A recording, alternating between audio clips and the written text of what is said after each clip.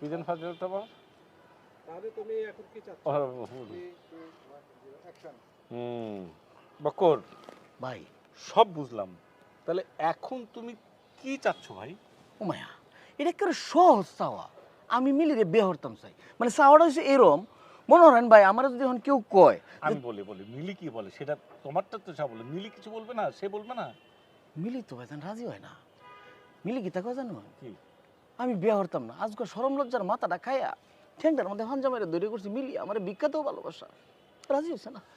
আরে আমার বাচ্চাটারে, আমার টাকলু বাচ্চা, শোনো ঘটনা হচ্ছে কি যে আমার মনে হয় কি যে পাটা ধরার দরকার নেই। মিলিকে বাদ দিয়ে তুমি অনেক সুন্দর সুন্দর মেয়ে পাবা, তাদের দরকার হলে বুকে জড়ায় ধরবা, পায়ে ধরবা কেন ভালোবাসার জন্য?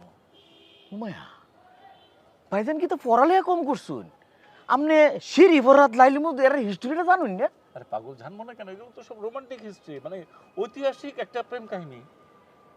ওটার সাথে তোমার সম্পর্ক কি? ঐতিহাসিক প্রেম কাহিনী এটা বিমানটা থাকবে।